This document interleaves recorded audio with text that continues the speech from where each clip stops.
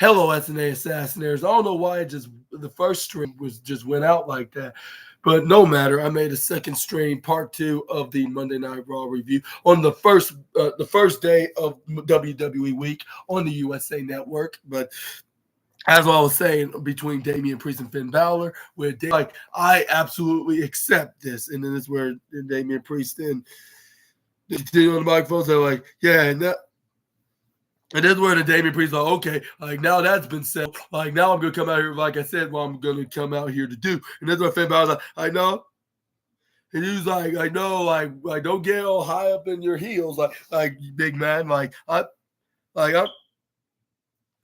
it is where then he's like oh and besides like have you ever forgot the old Judgment Day playbook? Like perhaps you forgot. And then this is where Damian Priest like playbook, like huh? In a confused response on the microphone is where it's like, and it was like what you know about anything about the playbook when I'm the one that's the creator and the author of the Judgment Day playbook. And this was like, so I'm gonna play something to you right now about the first chapter. And he whacked him with a right hand to the face, like how he did the Edge, like back when they stabbed him in the back when they added Finn Balor into the group.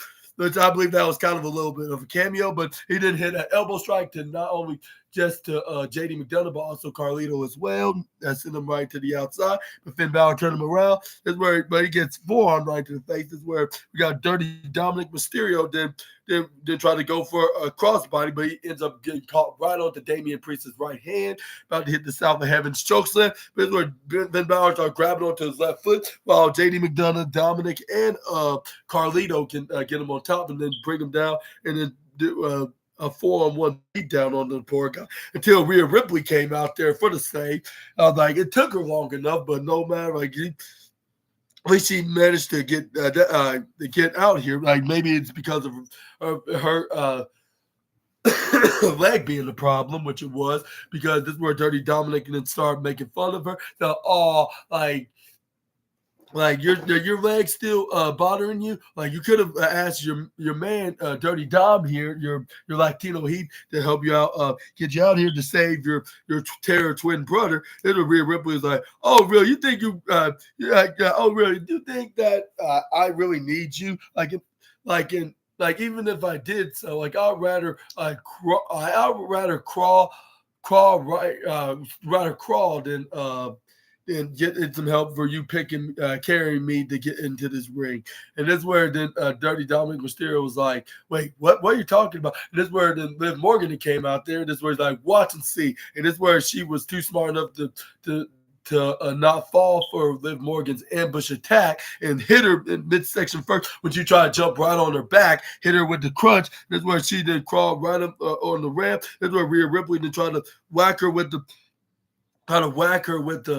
crutch, but it's where Dirty Dominic Mysterio tried to grab onto the crutch. He's like, oh no, you don't. Rhea Ripley's like, oh yeah, I will. And that's where she pounded him with a right hand to the face. This is where she managed to get the crutch back, and she hits him in the midsection with the crutch. That's where Rhea Ripley then was like, okay, like since it's not broken yet, like why not? When he was bent over with his back was on the open, this is where she shrug emoji right in front of the camera. She hit it right in the back. This is where it nearly broke, but it still was in good measure. This is where it was still in good shape, I should say. This is where she's like, okay, like I might as well keep doing this until it actually breaks.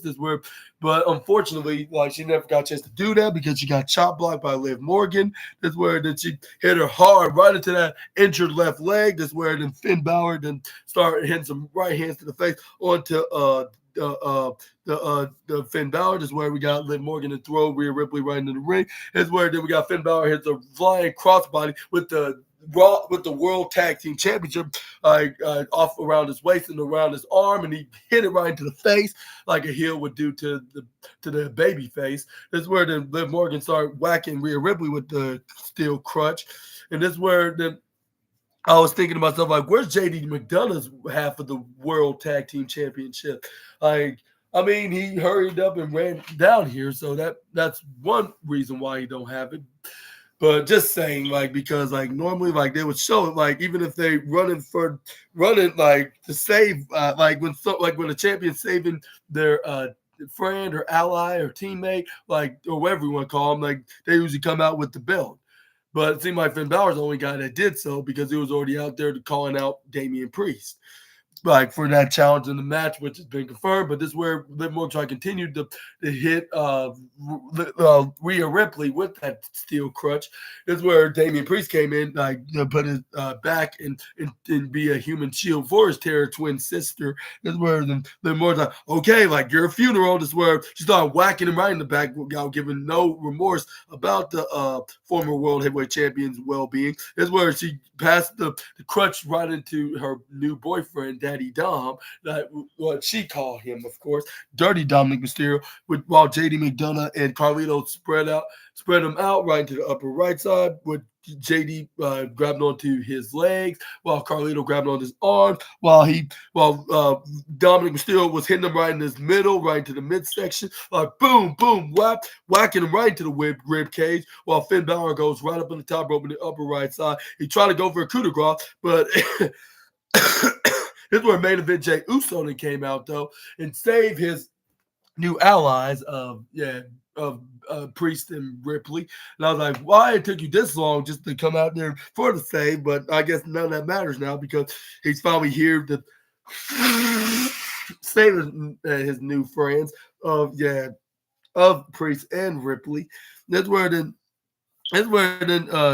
Judgment Day was like we're chuckling and smiling like oh look at here, like Rhea's new boyfriend like came out here and saved the day, but it seemed like he's too late. However, that's what they're like, and that's where they're like ha ha ha ha, like you'll never get us. That's where Jey Uso's like, yeah, I will. And this time I'll be prepared for your next assault. And that's where then you start checking on his his new as you could call him a brother and his girl, I guess you could say. I'm not sure if I should be saying that, especially if Rikishi's watching this. Like he's gonna probably stink face me for saying that. Well, I hope he does not do that. Let's hope he don't even watch this video. But yeah. But let me know in the comment section right down below on the most important part about the segment, and that is the match between Balor and Priest is actually going to be happening, along with Liv Morgan versus Rhea Ripley, who's going to win these matches respectively, like what we've been speculating, which it was an obvious one. But yeah, let me know in the comment section right down below what your reaction to this when them confirming this on Monday Night Raw tonight. But those are not the only matches that's been confirmed, because we also got one more match that's been confirmed and one that teased that there was going to be a confirmation tonight, but it ended up being just nothing but a teaser, and maybe it will be confirmed next Monday, or if not the Monday after that. But yeah. Well, it's another match that we speculated, and it's specifically like how we predicted it to be on the fact of the name of the pay-per-view. But this is where we got a backstage interview with Braun Strowman, with Jackie Redmond being the one interviewing, He was like, yeah, like you sadly suffered some injuries from the hands of Bronson Reed 2 weeks ago, which was a week before getting this opportunity, but you end up being on top, and getting the opportunity, the spot in the main event against main event Jey Uso, Pete Dunne, and Ilya Dragunov. With Braun Strowman's yeah, like. He was like, yeah, like I got brutally battered by the big man. In the match that I had last week, it didn't really quite help me at all. I'm not using that as an excuse though, because over the last decade, I showed the entire WWE universe that it takes a whole lot more than that to keep the monster down here. Like I may be wounded right now, but I'm gonna remind the whole world that a wounded monster is gonna be even more dangerous than ever. And that's why I'm still here, right in this locker room right now. And this is where Braun Breaker was right behind him, sniffed right up in the air. This is where Braun Strowman was like, "Oh, brother, what the hell you want?" And this is where then Braun Breaker was like, nothing. But I was coming here to see why they call you the monster. And now I see why. You truly are a monster, Braun. You I believe everybody knew that though, like from the last decade, like or maybe almost a decade even. This is where it's like I see it for myself right here in person, like 2 steps away from.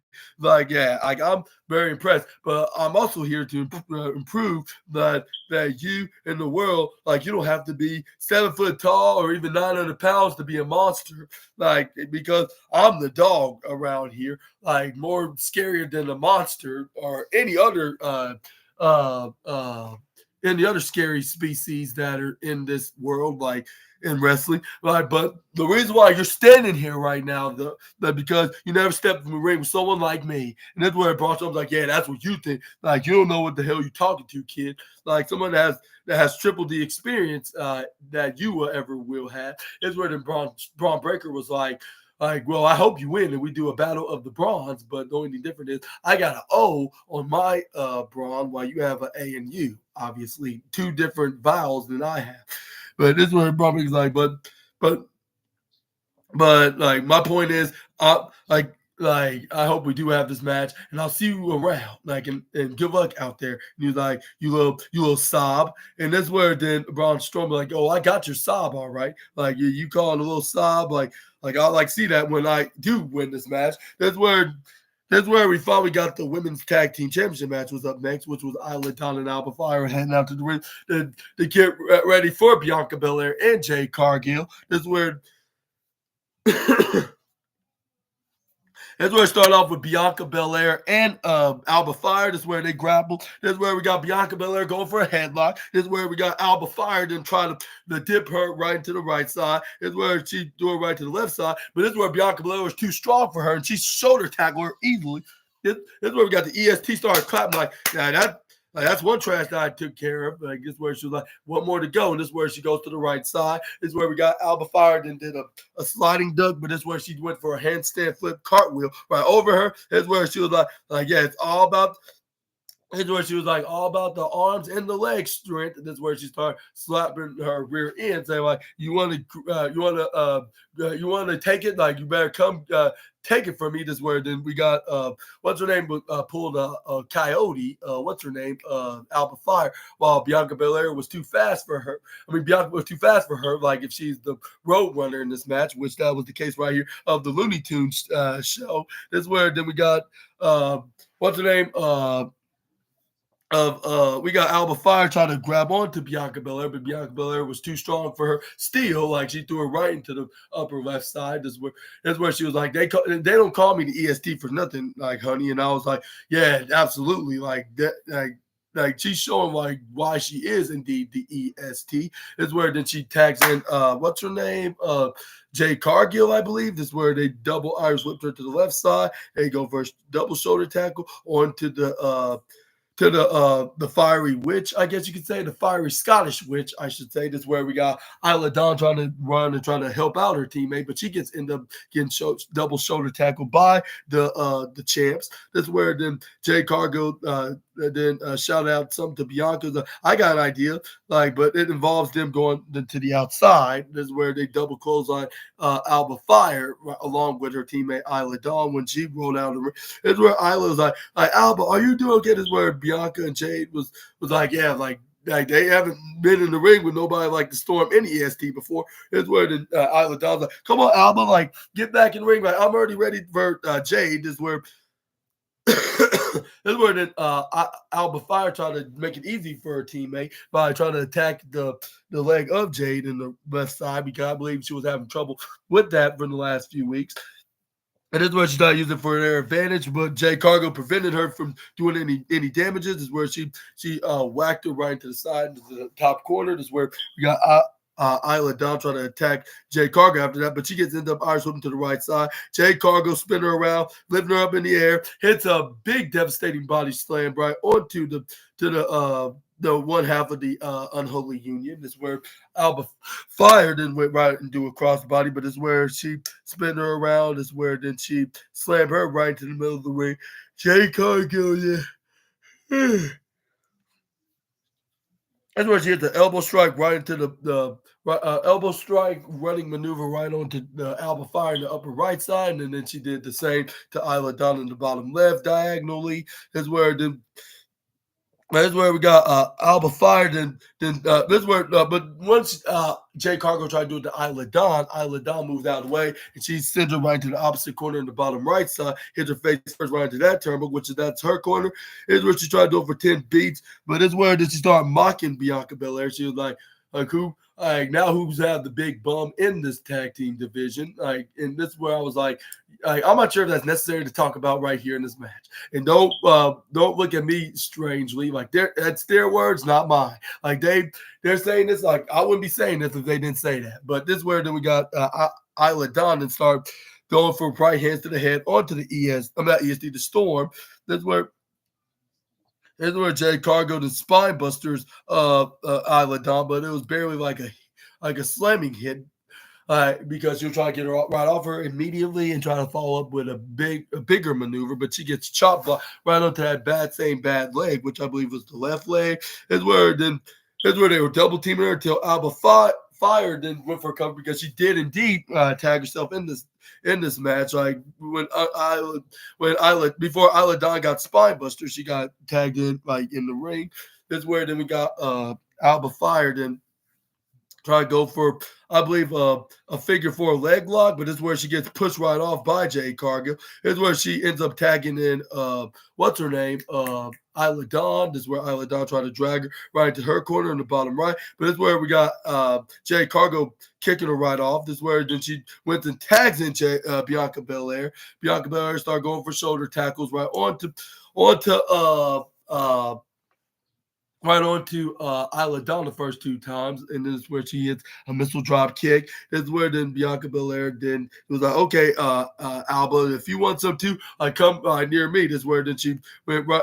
She did a vertical suplex, like standing one at that matter, but her marching up like if she's about to march into a band in the parade. This is where she went for a kibble. This is where Bianca Belair's like, let's go, people. This is where then she went right to the bottom left side, hit a shoulder spear right into the midsection of Isla Dawn, show her how it's done, and then she argued right back that she has the biggest, you know what, than she does. Well, I'm not gonna say too much about that. I'm just saying, because of what move she was hitting her with the right hand, which is the '80s move that's my boy Simon Miller would like calling it. Is where then she was like, yeah, like 1, 2, 3, 4, 5, 6, 7, 8, 9, 10. That's where we got. That's where we got Alba fired. There was like you nobody don't do that to my friend. This is where then Bianca Belair was like, too slow, old witch. And this is where then she was like you still cannot catch me. This is where then she did a double clothesline. And this is where she went to the exact same middle ropes in the bottom left side. It's a crossbody. I believe Montez Ford was very happy and proud that his wife was taking out both of these girls like in this manner, and I'm not going to get into too much in details on that. But that's where we got Bianca Belair flipping right over to the left side, rolling flip into a moonsault. This is where then we got the EST to go for a cover. This is where she only got a 2.2 count. Unfortunately, this is where I was like, no, you cannot take me down. This is where then we got Bianca Belair like, oh yes, I can. This is where she flipped right up right into her shoulder. And with KOD, we go. That's where we got Alba fired and tagged herself in the match. Like once Bianca got her right on her shoulders, but this is where she flips right out of it, pushes her right to the bottom right side, hits her right hand. This is where then we got Isla Dawn and they try to go for a backstabber, I believe. Well, Alba Fire goes for a swanton, but Bianca Belair did not fall for that. She was like, nice try. Like, you're not going to do that on me. This is where she pushes Isla right on the elbow in the bottom right side. That's where then Alba was like, my leg. And this is where then Bianca Belair was like, well, like, you're going to get you're gonna feel more of the pain. Like once I hit his avalanche suplex, she was like, "Luckily, you're not like Willow the Pillow nor Kevin Owens, because that would be very difficult to hit in the suplex onto you. Then if you were like them, this is where Alba Fire tried to be like them. However, when she started countering and you had a little help from Isla, while tagging herself in the match, that's where we got both women try to go for a double power bomb right onto the one half of the women's tag team champion. That's where then we got Isla Dawn went for a cover, but it only got her like a 2.5 count. This is where then Isla Dawn was screaming into out of frustration. She was like, come on. And I was like, it's very rare for a women's wrestler to scream out of frustration like that. Like, well, the last time I heard, it was like about a month ago when somebody did that, which it was at the other company, which I'm not going to get into names, but let's just say that.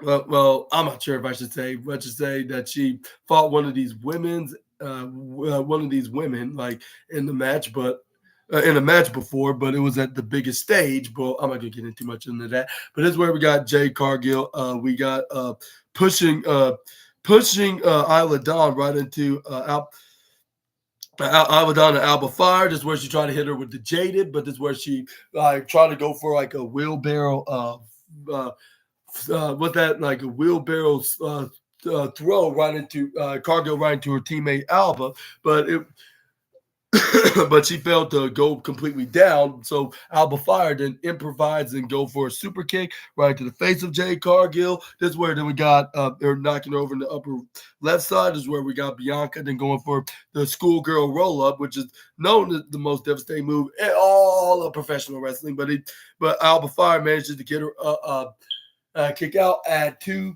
I was like, what was it? 2.6. But this is where we got Alba Fire picks her up, rolls her up right into the bottom right side corner. This is where, like, when she was thinking about trying to go for a figure four, but she was like, nah, like, it was not going to work. Maybe it would have because this was her second attempt. Maybe it would have been a guarantee. And maybe she's regretting it right now, like, while talking about this on this podcast video. I mean, she's probably regretting even right now as we speak on this podcast. But this is when she picks her up. This is when she's about to hit a similar maneuver that another female wrestler does. Well, I'm not sure if I should get into that. Well, let's say she's in the other company, and it's someone that Bianca wrestled before in the past, but it was like a couple years ago.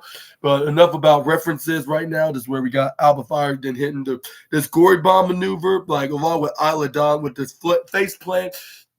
But once Isla Dawn then went for a cover that she must have learned from this other women's wrestler from the company that did the pin on this particular women's wrestler that's holding the championship, well in the mid card, but I'm not gonna be getting into too much into details. But yeah, this is where we Isla Dawn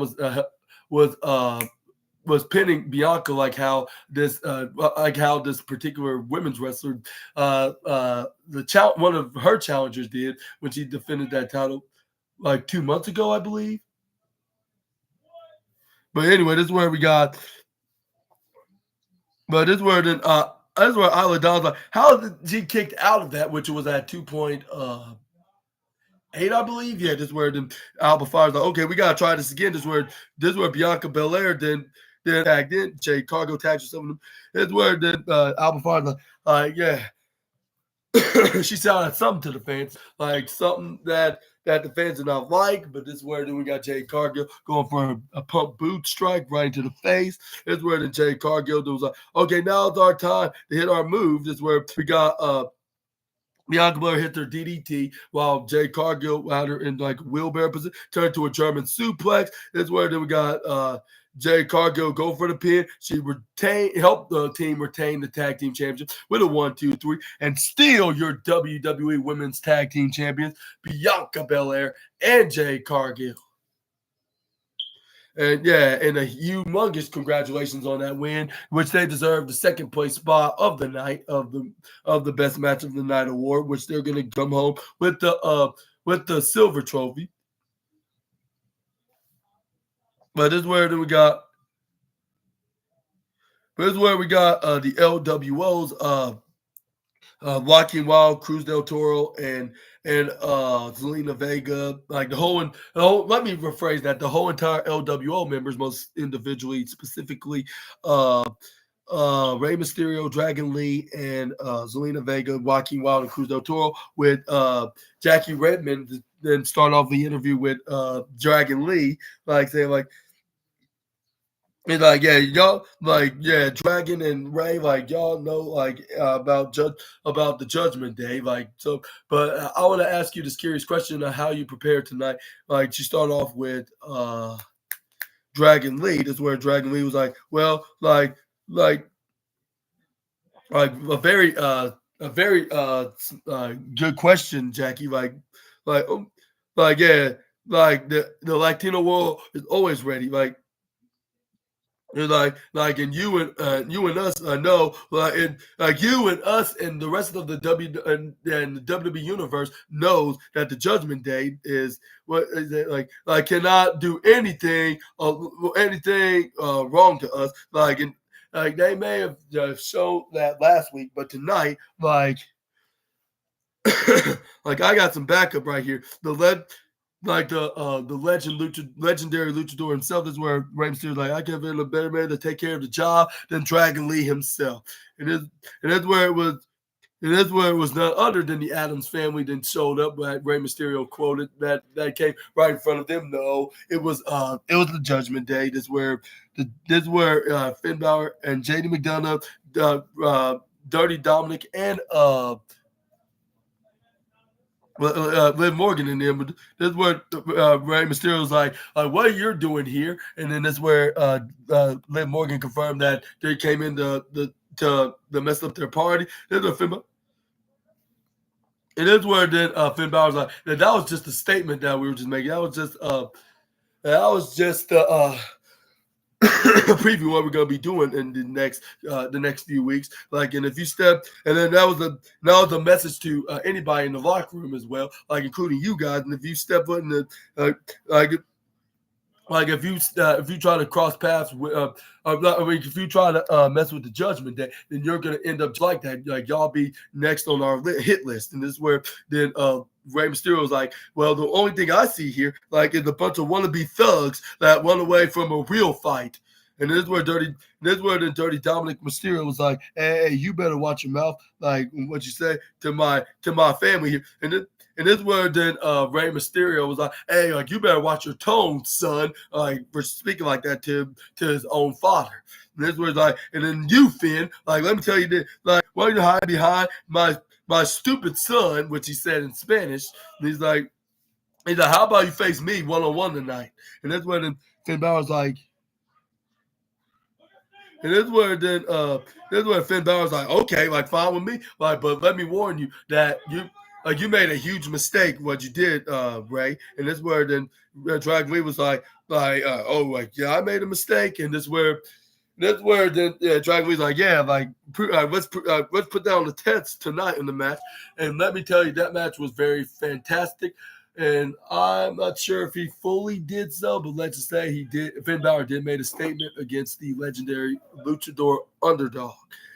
But next up, we had Bret Hart was on his way in the ring with Joe Tessitore and Wade Barrett giving the special introduction of the Hitman. With them, announcing the Canadian legend, referring to him as the Hitman and stuff. We introduced you to Bret Hart, and this is where then Bret Hart then man out to the ring. That's where fans are Bret, or Hitman, I believe. Hitman. This is where they gave him the biggest ovation that he most likely has ever had in his professional wrestling career. And that's where then the Joe Tessitore was yeah, welcome back here to WWE. In the it was he was yeah, it's a pleasure to have you here, Mr. Hart. And he was and we're gonna be back here in the end of November, which I believe that's gonna be near what's that? I think that's gonna be near Survivor Series, I believe.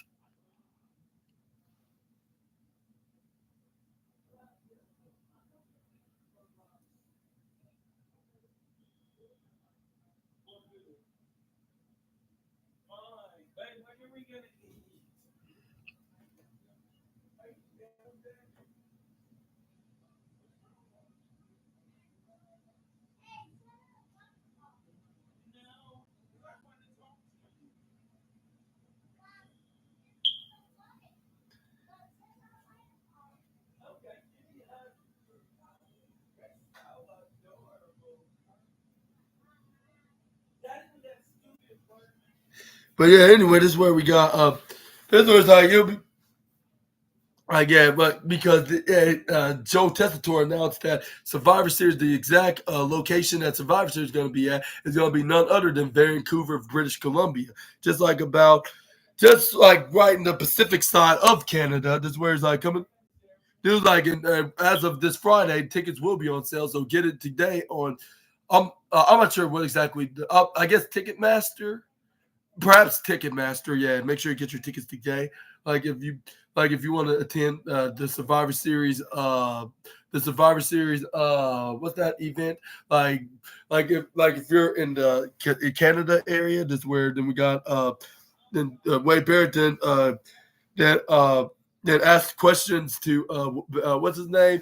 He was like, yeah, like that sounds good. And he was like, and speaking of good, and he asked the questions to Bret Hart saying, how good does the you are a hero to everybody in that locker room. Like, but how does it feel? Be back home, like on Monday Night Raw, and right here, and in the Saddle Dome in your home country, like and Calgary, Alberta, Canada, which is the hometown of your niece. And then this is where then Bret Hart's like, well, this is the place to be, isn't that correct? And then this is where fans like, hell yeah, it is. And then this is where Bret Hart then continues saying, nobody then took no pride than I did, like being a top champion in this company, and also like and also as a Canadian champion, like on that note. And this is where then fans like, yeah, and this is where then Bret Hart's like, let me tell you something about Canadian champions. Like Canadian champions, like will take on anybody, and they never ever ever duck a challenge, like and never don't have to prove themselves, like. And that's what I did for the last 20 years. That was the best there is, the best there was, and the best there ever will be. And then this is where the fans said it along with the Hitman. And that's where he immediately got interrupted by guess who? Like we all been speculating, Daling Jalal himself, Gunta. But the good thing about this, I guess, there was no physicality between the former WWE champion / Hitman and the Austrian world champion. That's where then Gunther's like, yeah, you made so many so many inspired stars here in this business. Like, I gotta give you your flowers while I can, right here. It is where fans start chanting, "You suck," to Gunther because he's obviously the heel, of course. So they would say that, and he rudely and disrespectfully interrupted their favorite Canadian legendary wrestler that just made his one-off appearance tonight, like just to humiliate him. But before he got into that point, this is where he start off and said. To the fans, saying like, ladies and gentlemen, let me introduce to you Bret the Hitman Hart. And that's where Bret Hart was like, you don't need to do all that because I'm already in this ring. And he's like, what the hell you want? And then this is where what's that? Gunther's like yeah, like I'm about to pour out my heart out to one of my favorite childhood heroes.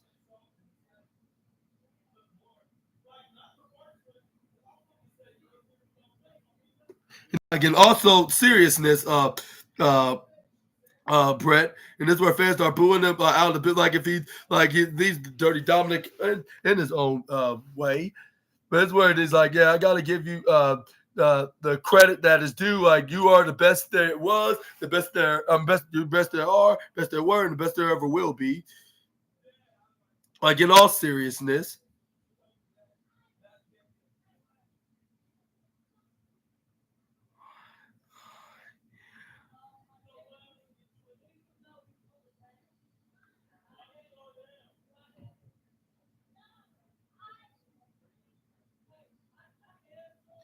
And this is where the Gunter was like, yeah, you were, yeah. This is kind of like a best passing of a torch mode because you were the best of the world, but you're now looking at the best there is and the best there ever will be right here in your left. And that's where fans are like, are you sure about that? Like, even though that is true in some capacity, but not compared to someone like a legend that's a former world champion, like someone like the Hitman.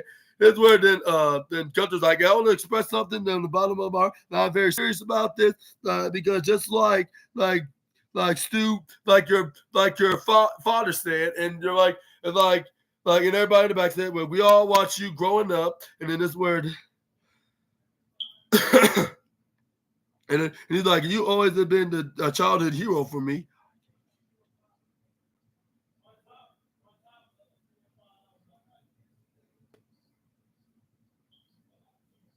And he's like, and you are, and this is where Gunther also said, you're almost close to my actual favorite. And he's like, and my all-time favorite is none other than Bill Goldberg. And this is where he must have purposely said this and came up with this line just to get some heel heat from the fans.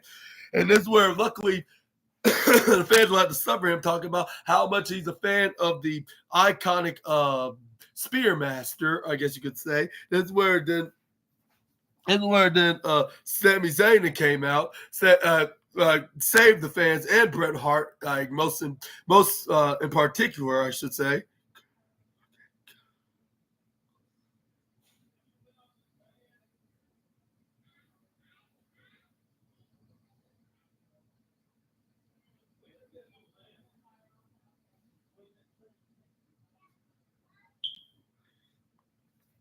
But this is where, let's see.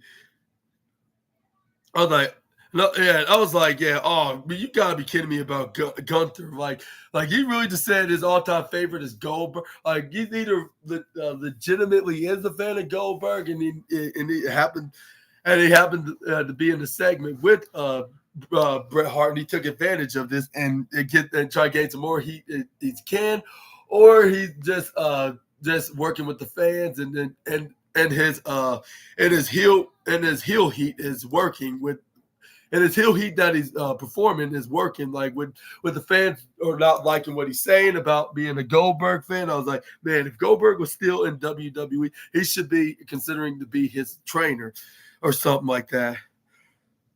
But that's where Sami Zayn came out with a Calgary hockey jersey on. That's where then we got that's where the fans were cheering for Sammy, and they're probably wishing him to beat him up, because he's also not an all elite wrestling fan either.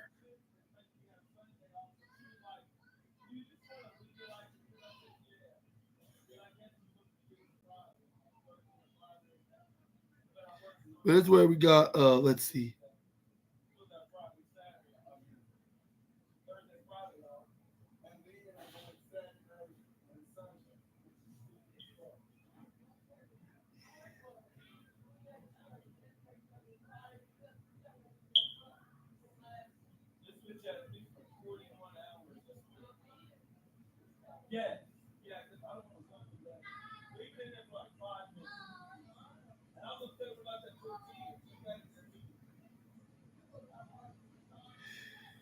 But yeah, this is where we got the fans are cheering for Sammy, because they were in his home country along with Bret Hart, even though that was like just it's like a state or two away from Quebec, like because they're both from Montreal. This is where, but it's still that's their second home, I guess you could call it. But this is where Sami Zayn was like, you got a lot of nerves saying all this, like in this ring, like in this particular city, and this where then fans like, you tell it, Sammy. That's where Sammy then say like, you're talking to this man the way that you just did. And then this is where then Gunther's like, yeah, I said it without any hesitation, with no remorse. And this is where then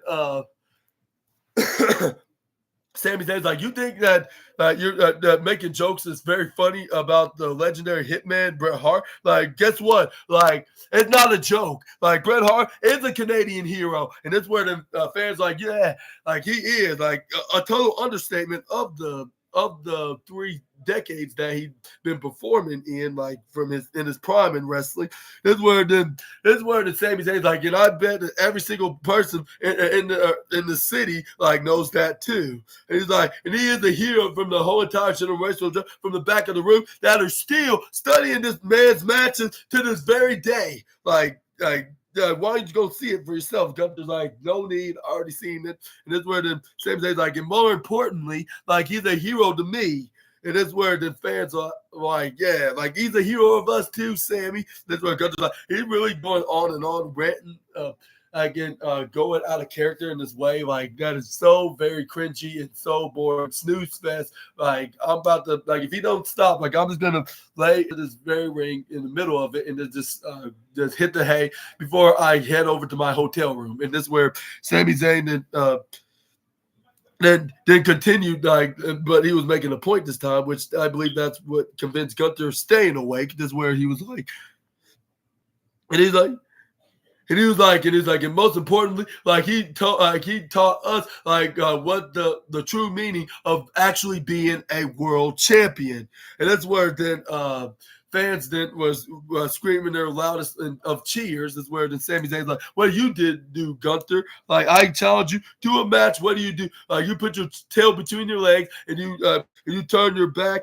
and you ran away like a coward, not a champion." That's where Gunther's like, "That's not what it's like at all. I'm it's not because I was afraid of you. It's because I don't see you as a worthy champion." This is where he's like, this is where he's like, and he's like, and he said like, and if you, and this is where Sami Zayn like, you call yourself a fighting champion, well, just prove it right here tonight. Like that's where Gunther's like, how I should prove it when I already been to. This is where the Sami Zayn did say like, prove it by accepting my challenge once and for all. Sami Zayn versus Gunther like for the World Heavyweight Championship at Bad Blood, and it is where it's like, what you say now? This is where Gunther is like, you almost got me right there. Yeah, that was pretty impressive. More impressive than last week. Like when you challenged me for this title. Like it is where he started grinning. Is where he's like, what was that saying? Understand this. Understand this. Understand this, Zane, and also understand this, Brett. And with all due respect to you, Hitman, he's like you're not in my league, and that's where then fans are he's yeah, you probably right on one thing, but not in the way that you think it is. Yeah, he's not in your league. He's up higher in your league. That's what the fans were saying to him in response after he said, they were like how you, and they were like, how you, what you know about anything about being in the league of legendary, other than being a modern day one. This is where then Sami Zayn, this is where Gunther was like, and you, Sami, you're. As much as you want to be in this World Heavyweight Championship match, and as much as Brett is your it's it's your hero, you fall away, be into the league of Bret Hart, and it's where the fans then boom more.